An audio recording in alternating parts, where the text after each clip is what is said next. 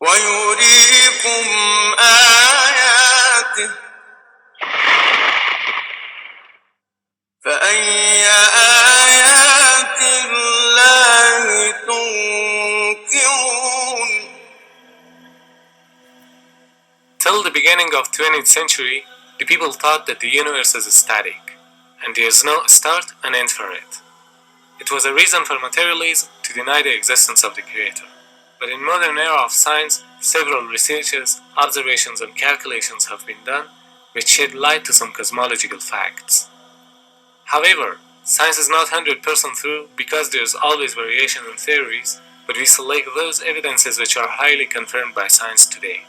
So one of those cosmological facts is that the universe is constantly expanding. The idea of expanding universe was proposed in early 20th century by the Russian physicist Alexander Friedmann and the Belgian cosmologist George Lemaitre. Through some theoretical calculations, they found that the universe is constantly in motion. And later on, in 1929, the concept was confirmed by Edwin Hubble.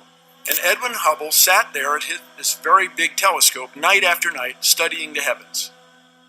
And he found that the stars are moving apart. The stars are moving apart. And he wasn't sure why, but it was clear that the stars are moving farther and farther apart all the time. The distant galaxies were all rushing away from us, establishing that space itself is stretching, it's expanding. Like a balloon. When you blow, it gets bigger and bigger. Something like that is happening in the skies, in the heavens. These galaxies, they're receding from us at a faster and faster speed. That means the universe is expanding.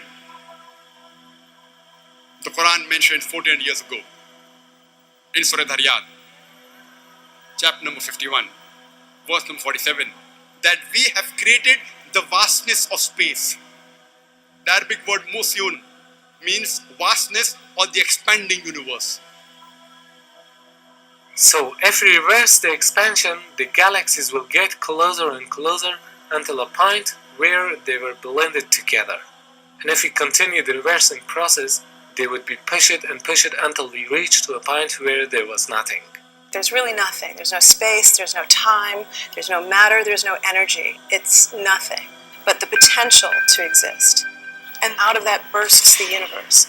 Well, where did it take place? It took place over there, it took place over there. Where did it take place?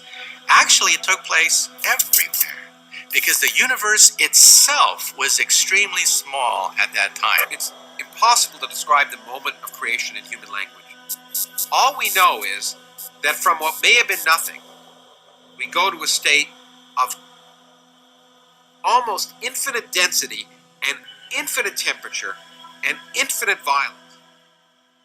بديع السماوات والأرض وإذا قضى أمرا فإنما يقول له كن فيكون. The Arabic word bid'ah means the creation of something out of nothing. This word also connotes the fact that something is created not on a pattern previously designed of something, but as a completely new entity having no precedence.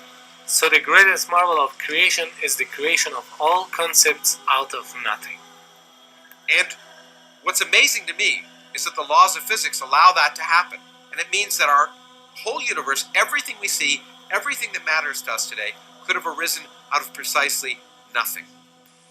So they say that this universe came into being with a Big Bang.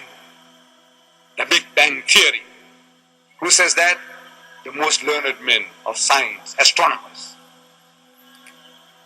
Allah says, أَوَلَمْ يَرَى الَّذِينَ كَفَرُوا. This is, do not the unbelievers see? These atheists, these agnostics, the people who deny the existence of God, can't they see? In other words, Allah expects them to see, to be able to see, to witness. أَوَلَمْ يَرَى الَّذِينَ كَفَرُوا أَنَّ السَّمَاوَاتِ وَالْأَرْضَ كَانَتَا رَتْقًا. That the heavens and the earth were joined together as one unit of creation. فَفَتَقْنَاهُمَا, and he split them asunder. Who is he talking to? Who is he addressing? Kafir. Which kafir? The Bedouins of 1400 years ago?